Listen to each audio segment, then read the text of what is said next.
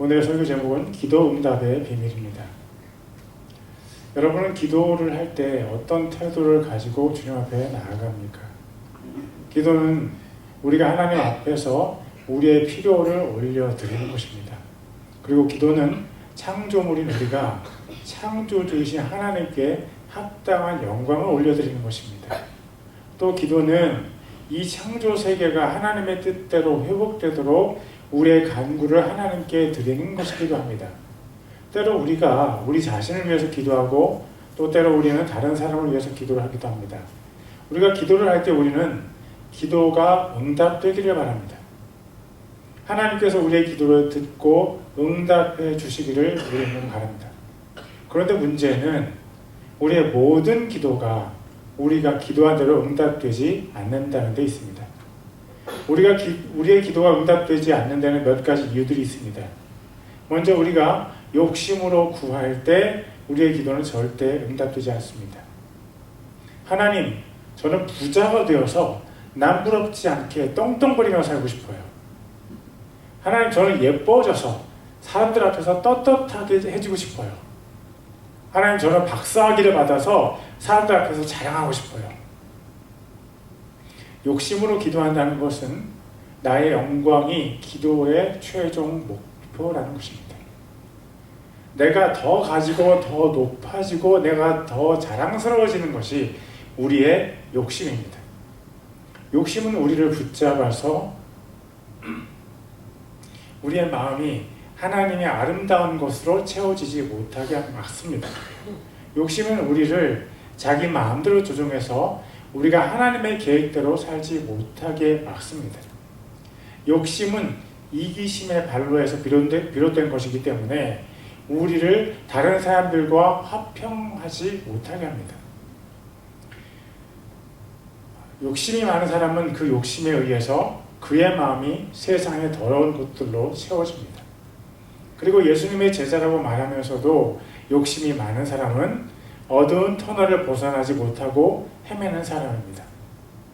욕심이 많은 사람이 예수님을 믿는다고 말할 수 있지만 욕심과 예수님 중에 누가 자기의 마음의 주인인지를 분별할 필요가 있습니다.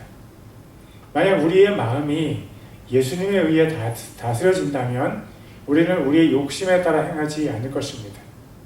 우리는 예수님의 영이신 성령님의 인도하심에 따라 그 길이 험한 길이든지 또는 가시밭길이든지 믿음으로 즐겁게 걸어갈 것입니다. 그것이 바로 하나님께서 우리를 인도하시는 방식입니다. 하나님께서 우리를 인도하시는 축복의 길은 인간적인 눈으로 볼 때 축복의 길이 아닌 것처럼 보이는 경우가 많습니다. 그러나 진정한 축복의 길을 경험한 사람은 하나님의 인도하심을 따라가는 사람입니다. 욕심은 진정한 축복을 보는 영적인 눈을 가립니다. 그래서 우리가 진정한 축복의 길을 가지 못하게 합니다. 그래서 욕심은 결국 우리가 죄를 짓게 하고 그 결과로 우리를 멸망의 길로 인도합니다. 기도를 할 때 우리가 욕심으로 기도하면 우리의 기도는 절대 응답을 받지 못합니다. 그리고 응답받지 못하는 또 한 가지 유형의 기도는 충분히 기도하지 않은 기도입니다. 예수님께서 부활하시고 승천하신 이후에 제자들은 10일간 목숨을 걸고 기도했습니다. 그런데 그중 한 사람이 9일간 목숨을 걸고 기도하다가 오순절 하루 전에 예수님을 예루살렘을 떠나서 갈릴리로 떠나갔다고 가정해 봅시다. 그러면 오순절에 성령님께서 그 사람 위에 임하셨을까요? 아니죠. 제자들은 예정하신 성령님을 하나님께서 언제 보내주실지 몰랐습니다. 제자들은 하나님께서 응답해 주실 때까지 끈질기게 기도했습니다. 하나님의 응답을 받는 사람들이 가진 한 가지 공통된 특징은 끝까지 기도하는 것입니다. 하나님께서 응답해 주실 때까지 기도하는 사람은 하나님의 응답을 받습니다. 너무나 많은 사람들이 하나님의 응답 바로 전에 그들의 기도를 중단합니다. 너무나 많은 사람들이 하나님을 끝까지 신뢰하는데 실패합니다. 하나님은 하나님을 신뢰하는 사람들에게 분명하게 응답하십니다. 당신은 하나님을 신뢰하십니까? 하나님께서 당신의 기도를 들으신다는 사실을 당신은 분명하게 믿습니까? 우리는 이 세상을 믿음으로 삽니다. 우리가 자동차에 가스를 넣을 때도 우리는 믿음으로 넣습니다. 우리가 가스 펌프 앞에서 크레딧 카드를 읽는 기계에 넣을 때 우리는 그 기계에 대한 믿음이 있습니다. 무슨 믿음입니까?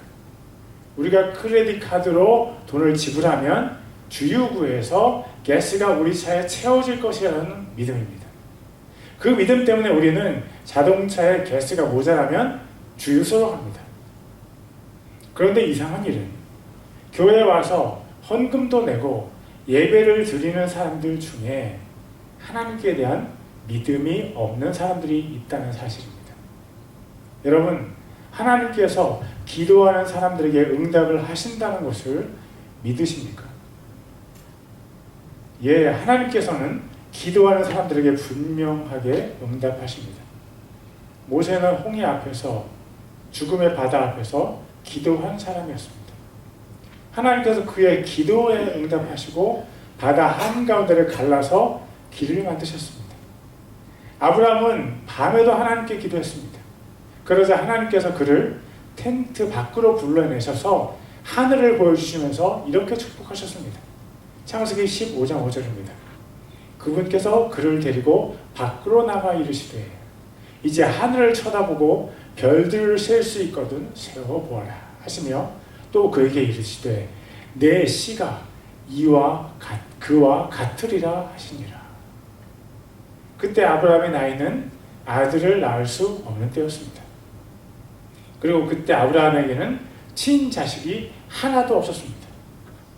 그러나 하나님께서 그에게 하늘의 별처럼 수많은 자손을 주시겠다고 약속하셨을 때 그는 그 하나님을 믿었습니다. 창세기 15장 6절입니다.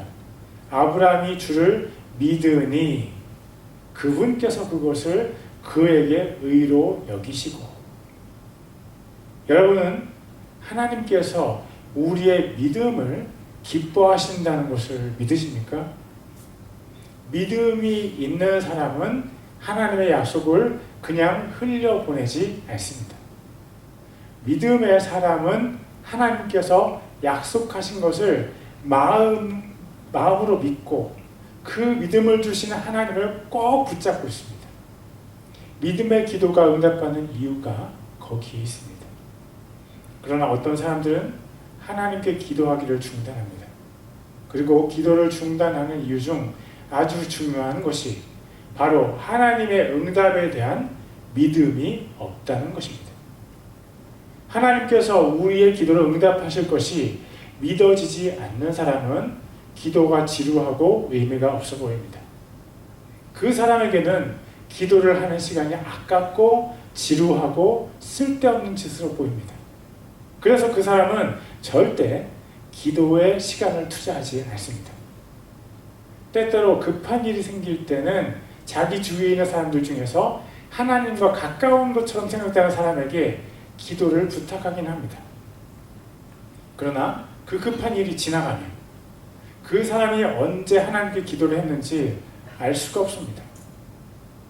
밥을 하고 반찬을 만드는 시간이 아까운 사람은 그냥 즉석 요리를 마트에서 사서 먹습니다. 그 사람은 만들어서 먹는 음식이 주는 유익을 지식으로만 알고 경험으로는 모르는 사람입니다.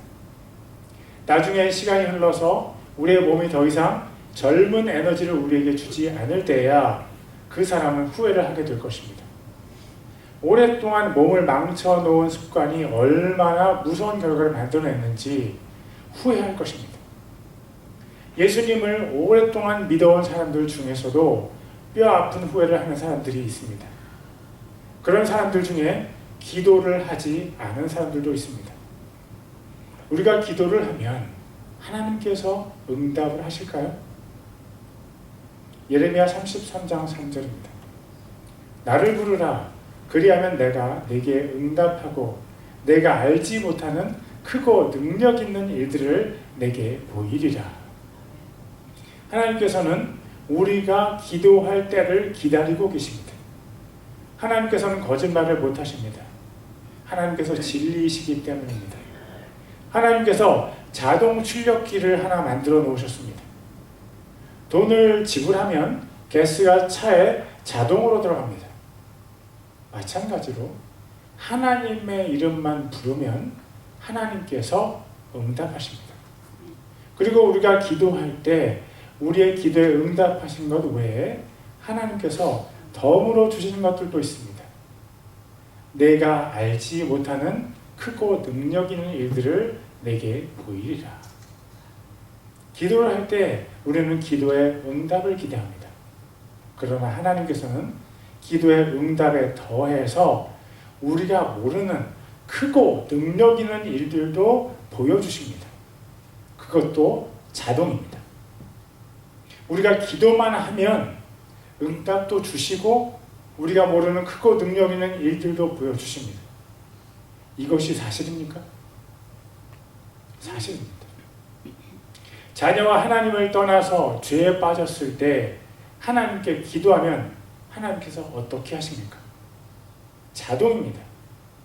하나님께서 자녀를 죄에서 구해 주시고 우리가 모르는 크고 비밀한 일들도 덤으로 보여주십니다. 건강이 안 좋을 때 하나님께 기도하면 하나님께서 어떻게 하십니까? 자동입니다. 하나님께서 건강을 회복시켜 주시고 우리가 모르는 크고 비밀한 일들도 덤으로 보여주십니다. 만약 미국이나 한국이 위기에 빠졌을 때 기도하면 하나님께서 어떻게 하십니까? 이것도 자동입니다. 하나님께서 미국과 한국을 위기에서 구해주시고 우리가 모르는 크고 비밀한 일들도 보여주십니다. 이것이 바로 진정한 크리스천의 믿음 생활입니다. 불교의 부처를 믿든지 천주교의 마리아를 믿든지 이슬람교의 마호멧을 믿는 사람은 이 비밀을 절대 알 수 없습니다. 우리는 살아계신 하나님께서 우리와 개인적으로 대화를 하십니다. 우리가 하나님께 기도하면 하나님께서 우리에게 반드시 응답하십니다. 물론 하나님께서 반드시 우리가 기도한 대로만 응답하시지는 않습니다. 이것은 나중에 기도의 응답에 대한 본문이 나오면 그때 다루겠습니다. 그러나 하나님께서는 반드시 응답하십니다. 그러나 정말 답답한 사실은 이렇게 자동으로 응답하시는 하나님을 섬긴다는 사람들이 하나님과 절교를 하고 사는 것입니다. 당신은 하나님을 사랑하십니까? 당신이 정말로 하나님을 사랑한다면 당신이 기도를 쉬는 일은 절대 없습니다. 당신이 하나님을 사랑한다고 착각한다면 당신은 기도를 쉴 수 있습니다. 당신이 하나님을 사랑하지도 않고 하나님과 대화도 없다면 당신은 분명히 그리스도인이 아닙니다. 그리스도인은 그리스도 예수님과 같은 사람들입니다. 그리스도 예수님처럼 성령님과 권능으로 기름 부으심을 받는 사람들이 그리스도인입니다. 성령님과 권능으로 기름 부으심을 받을 때가 언제입니까? 바로 우리가 기도할 때입니다. 예수님께서 쉬지 않고 기도하셨듯이 쉬지 않고 하나님과 대화를 나누는 사람이 바로 그리스도인입니다. 어떻게 그리스도인이 기도를 쉴 수 있습니까? 기도를 쉴 때 우리는 더 이상 하나님을 섬길 수 없습니다. 구약 성경을 기록한 히브리어에서 섬기다라는 단어의 또 다른 뜻은 예배하다입니다.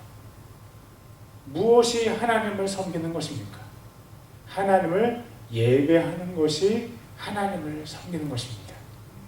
하나님을 섬길 때 하나님의 음성을 듣지 않고 섬길 수 있다면 너무 이상한 모양새입니다.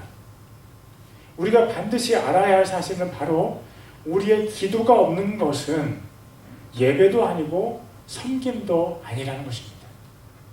그런 의미에서 오늘 설교 본문에서 섬김과 예배의 본을 보여준 한 여인을 발견할 수 있습니다. 그녀는 이방인임에도 불구하고 예수님을 주로 부르며 그분의 비밀 거처를 찾아가서 그분께 간청했습니다. 마가복음 7장 24절과 25절입니다. 그분께서 일어나사 거기를 떠나 두로와 시돈 지방으로 가서 한 집에 들어가 아무도 그것을 알지 못하게 하시려 하나 숨으실 수 없더라. 부정한 영이 들린 어린 딸을 둔 어떤 여자가 그분의 소문을 듣고 와서 그분의 발 앞에 엎드렸는데, 예수님께서 갈릴리에 계시다가 이방인의 땅인 두로와 시돈 지방에 가신 것은 그분 자신을 숨기시려는 것이었습니다. 성인 남자의 숫자만 세어도 몇천 명씩 사람들이 예수님께 몰려들었습니다. 예수님과 제자들은 밥을 먹을 시간조차 없었습니다. 그리고 유대인들 중에는 예수님을 비난하는 사람들의 숫자가 점점 늘어났습니다. 그래서 예수님께서 제자들과 함께 이방의 땅에 가셔서 한 집에 숨으신 것입니다. 그런데 빛이 어두움 속에서 자신을 숨길 수 없듯이 예수님께서 자신을 숨길 수 없으셨습니다. 예수님께서 그곳에 오셨다는 소문이 삽시간에 온 두로와 시돈 지방에 퍼졌습니다. 그리고 예수님께서 계신 집에는 또다시 사람들이 몰려들기 시작했습니다. 마가는 그 중에 한 여인을 집중해서 우리에게 소개하고 있습니다. 그 여자에게는 부정한 영이 들린 어린 딸이 있었습니다. 부정한 영은 하나님께서 창조하신 창조물입니다. 하나님께서 창조하신 모든 창조물들 중에 영들은 원래 거룩한 영들이었습니다. 그러나 사탄과 함께 하나님께 반역한 영들은 죄로 더러워졌고 우리는 그들을 부정한 영이라고 부릅니다. 그들 중 일부는 공중에서 권세를 잡고 이 세상을 멸망으로 이끌어갑니다. 또 그들 중 일부는 우리 몸 안으로 들어와서 우리 안에 자리를 잡고 우리를 죽이고 멸망시키는 일을 하고 있습니다. 딸을 사랑하는 엄마는 딸 안에 부정한 영이 있다는 사실을 분명하게 알게 되었습니다. 그리고 그 부정한 영이 자기 어린 딸을 죽이고 멸망시키고 있다는 사실도 잘 알고 있었습니다. 그러자 그녀의 목표는 분명해졌습니다. 자기 어린 딸에게서 부정한 영을 빼내는 것이 딸을 사랑하는 엄마의 제1 목표가 되었습니다. 어떻게 하면 사람에게서 부정한 영을 빼낼 수 있습니까? 엄마는 자기 딸로부터 부정한 영을 쫓아내기 위해서 여러 사람들을 찾아다녔을 가능성이 있습니다. 그러나 그 모든 곳에서 그녀를 마주한 것은 오직 실망뿐이었습니다. 여러분 잘 기억하세요. 영적인 모든 문제는 영들을 창조하신 하나님께서만 해결하실 수 있습니다. 우리 자신과 가족 안에서 역사하는 모든 부정한 영들은 누가 빼낼 수 있습니까? 오직 예수님만 하실 수 있습니다.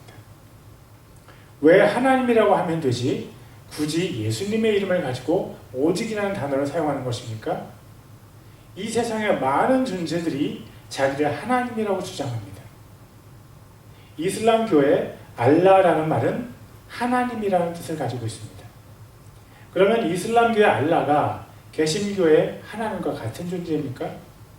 아닙니다. 그러면 이슬람교의 알라와 개신교의 하나님을 어떻게 구분합니까? 그 구분은 오직 예수라는 이름으로만 가능합니다. 우리가 믿는 하나님은 자기 아들 예수님을 우리 죄를 대신해서 십자가에 내어주신 하나님이십니다. 우리가 믿는 하나님은 독생자 예수님을 우리 대신 죽이실 정도로 우리를 사랑하십니다. 우리가 믿는 성령님은 예수님의 영이시고 예수님께서 우리에게 보내주십니다. 그래서 사도들은 변함없이 이렇게 선포했습니다. 사도행전 16장 31절입니다. 그들이 이르되 주 예수 그리스도를 믿으라. 그리하면 내가 구원을 받고 내 집이 받으리라 하며 다른 사람 안에는 구원이 없습니다. 하늘 아래에서 우리를 구원한 다른 이름을 하나님께서 우리에게 주시지 않았습니다. 오직 예수 이름으로만 우리가 하늘의 빛을 받을 수 있습니다. 그런데 신기한 것은 어떻게 이방인의 땅에 살고 있는 이 여인이 지금 예수님의 발 앞에 엎드러져 있는가 하는 것입니다. 이 여인은 예수님을 만나거나 구약 성경의 메시아에 대해서 듣지도 못했을 것입니다. 오직 하나의 가능성은 그녀의 딸에게 들어가 있는 부정한 영을 예수님께서 쫓아내 주실 수 있다는 소문을 들은 것입니다. 너무 이상하지 않습니까? 어떤 사람들은 예수님과 함께 살아도 결국 예수님을 배반하고 예수님을 팔아먹습니다. 그런데 예수님의 소문만 들은 한 여인이 그분을 주님이라고 부르면서 예수님 앞에 엎드렸습니다. 우리가 분명하게 알아야 할 것은 복음은 능력이라는 사실입니다. 복음은 그저 말장난이나 말로만 확신하는 것이 절대 아닙니다.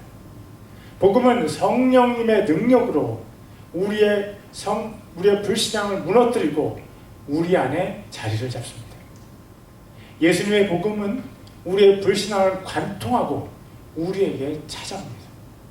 그리고 그것은 오직 성령님의 권능이 역사해야만 가능한 것입니다. 이 이방 여인의 불신앙을 무너뜨린 것은 바로 성령님의 역사하심이었습니다. 그리고 성령님의 역사하심을 가능하게 하신 것이 바로 하나님의 섭리였습니다.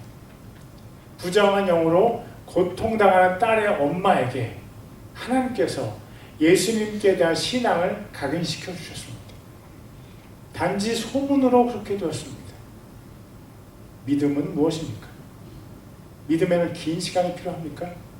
만약 그렇다면 이 여인은 절대 믿음을 가질 수 없었을 것입니다. 믿음은 깊은 식견을 가진 성경 공부 교사를 통해서 성경 공부를 해야만 우리의 것이 됩니까? 만약 그렇다면 이 여인은 절대 예수님 발 앞에 엎드려 있지 않을 것입니다. 믿음은 무엇입니까?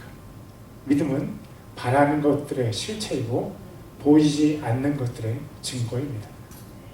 보고 믿는 것보다 보지 않고 믿는 것이 더 복됩니다. 그런 의미에서 이 여인은 정말로 큰 복을 받은 사람입니다. 오직 소문으로만 예수님을 믿었으니 말입니다. 지금도 세계 곳곳에서 예수님을 믿는 수많은 사람들이 있습니다. 하나님께서 하나님의 크신 사랑으로 교회도 없고 성경책도 없는 곳에서도 예수님의 이름을 사람들의 마음에 심어주시는 일들이 있습니다. 예수님을 믿는 것만으로도 살인을 당할 수 있는 이슬람 지역에서 예수님께서 직접 나타나셔서 사람들을 만나시는 일들이 많이 일어났습니다. 그러나 예수님을 직접 만나지 않고 믿은 이 여인의 신앙이 어떠한지 우리가 더 살펴보기를 원합니다. 마가복음 7장 27절입니다. 예수님께서 그녀에게 이르시되 먼저 자녀들을 배부르게 할지니 자녀들의 빵을 집어 개들에게 던지는 것이 마땅치 아니하니라 하시매. 일반적으로 이스라엘 사람들의 간구를 잘 들어주신 예수님께서 이방 여인에게 이상한 반응을 보이셨습니다. 예수님께서 그녀의 간구를 거절하신 것처럼 보입니다. 거기에다가 우리의 마음을 상하게 하는 표현이 눈에 띕니다. 그것은 예수님께서 그녀나 그녀의 어린 딸을 개라고 표현하신 것입니다. 그러나 예수님께서 보통 유대인들이 사용하는 개라는 표현을 사용하신 것이 아닙니다. 유대인들은 이방인들을 큰 개, 즉 길에서 돌아다니는 큰 개로 표현했습니다. 그러나 예수님께서는 이 여인에게 작은 개, 즉 집에서 키우는 작은 개로 표현하셨습니다. 예수님께서 유대인들의 표현을 부드럽게 만들어서 이 여인에게 사용하셨다는 것을 우리가 이해해야 합니다.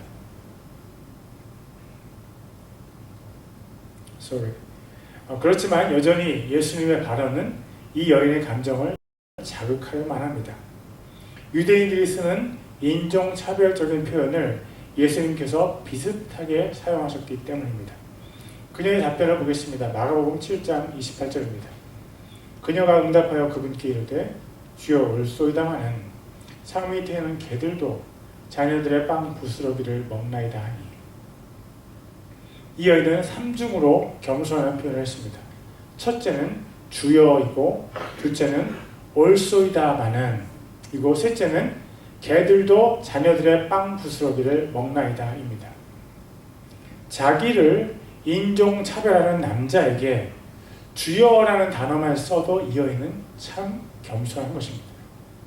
그러나 이 여인은 주여뿐만 아니라 2번 더 예수님의 말씀을 긍정했습니다. 주님 말씀이 맞습니다. 저는 개입니다.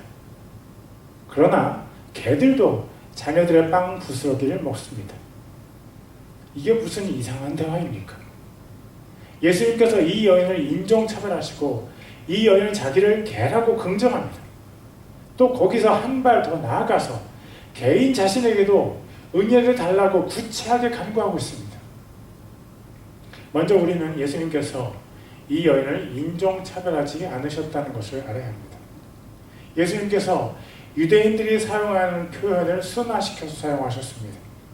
예수님의 의도는 이 여인의 믿음을 테스트하시려는 것이었습니다. 그런데 이 여인은 놀랍게도 충분히 상처받을 수 있는 이야기에 놀라운 반응을 했습니다. 이 여인과 우리의 차이를 발견하신 분이 있습니까? 그것은 바로 자존심입니다. 이 여인은 예수님 앞에서 자기 자존심을 모두 버렸습니다. 자존심은 사람 사이의 관계에서 필요할 때가 있습니다. 한 사람이 돈이나 권력이나 외모가 뛰어난 사람 앞에서 비굴해질 수 있기 때문입니다. 그러나 우리와 주님 사이의 관계에서 자존심은 결코 긍정적인 영향을 끼치지 않습니다.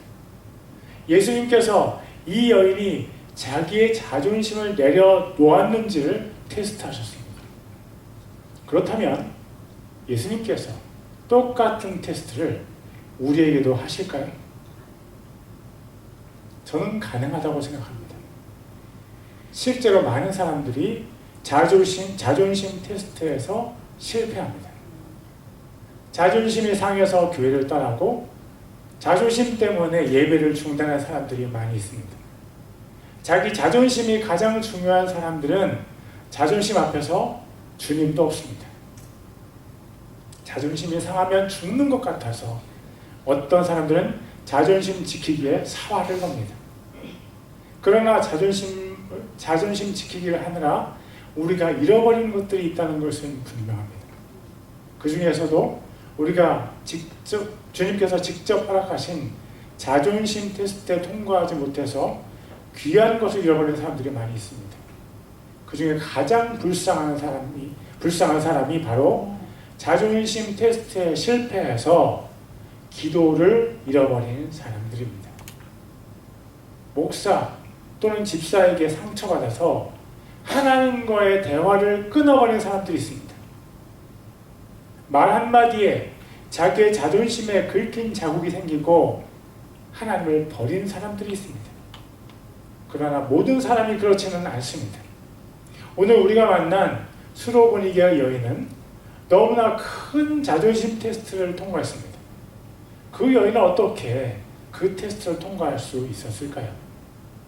먼저 이 여인은 주님 앞에서 자기 자리를 잘 인식했습니다.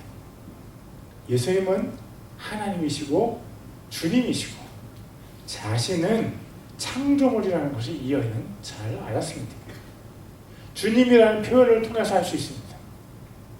교회에 다니는 사람들 중에 주 예수님 앞에서도 자기 자존심을 높이는 사람들이 많이 있습니다. 예수님께서 말씀하시면 흙으로 만들어진 우리는 그저 아멘만 해야 마땅합니다. 예수님께서 말씀하시면 우리는 우리가 흙이라는 사실을 다시 되새겨야 합니다. 예수님 앞에서 자기 성찰이 잘 된 사람은 자존심 테스트를 잘 통과할 수 있습니다. 그리고 이 여인은 신앙의 본질을 아주 잘 알고 있었습니다. 신앙의 본질은 더 낮아지는 것입니다. 훌륭한 신앙인일수록 자신을 더 낮춥니다. 예수님께서 자신을 계속해서 더 낮추셨을 때 하나님께서 예수님을 높이 올리셨습니다. 우리가 우리 자신을 계속해서 더 낮출 때 하나님께서 우리를 높이십니다. 마태복음 23장 12절입니다. 누구든지 자기를 높이는 자는 낮아지고 자기를 낮추는 자는 높아지리라. 이 여인이 자기를 계속해서 낮추면서도 예수님께 기도하기를 멈추지 않았다는 사실을 기억하십시오. 참된 기도는 주 예수님을 높이 찬양하면서 자신을 끝없이 낮추는 것입니다. 참된 믿음은 내가 나를 낮추는데 하나님께서 나를 높이시는 것입니다. 우리의 삶은 그런 고백을 하나님께 올려드리고 있으니까 우리의 삶의 기도는 자존심 테스트를 어떻게 다루고 있습니까? 이제 이 여인의 기도가 어떻게 응답되었는지를 확인해 보겠습니다. 마가복음 7장 29절과 30절입니다. 그분께서 그녀에게 이르시되 이 말을 하였은즉 내 길로 가라. 마귀가 내 딸에게서 나갔느니라 하시니라. 그녀가 자기 집에 돌아와 보니 마귀가 나갔고 자기 딸은 자리 위에 누워 있더라. 이 여인의 믿음의 기도는 응답되었습니다. 마귀가 자기 딸에게서 나갔고 어린 딸은 영적인 자유를 얻었습니다. 이 일은 어떻게 이루어진 것입니까? 물론 예수님께서 그렇게 해주신 것입니다. 예수님께서 하늘의 권능으로 이방인의 어린 딸을 자유하게 하셨습니다. 그러나 우리는 예수님의 이 표현에 집중해야 합니다. 그분께서 그녀에게 이르시되 이 말을 하였은즉 겸손으로 치장된 믿음의 기도가 응답을 받았습니다. 자존심 테스트를 통과한 여인이 기도의 응답을 받았습니다. 자신을 끊임없이 낮춘 이 여인의 자아 성찰이 기도의 응답이라는 하나님의 선물을 불러왔습니다. 어떤 기도가 응답을 받습니까? 자존심 테스트에도 주님을 높이고 자신을 낮춘 믿음으로 하는 기도가 응답을 받습니다. 주님 앞에서 자기 자존심을 높이는 사람의 기도는 주님의 응답을 받을 수 있을까요? 기도 응답의 비밀 중 하나는 바로 주님 앞에서 자존심을 버리고 기도하는 것입니다. 기도하겠습니다. Let's pray.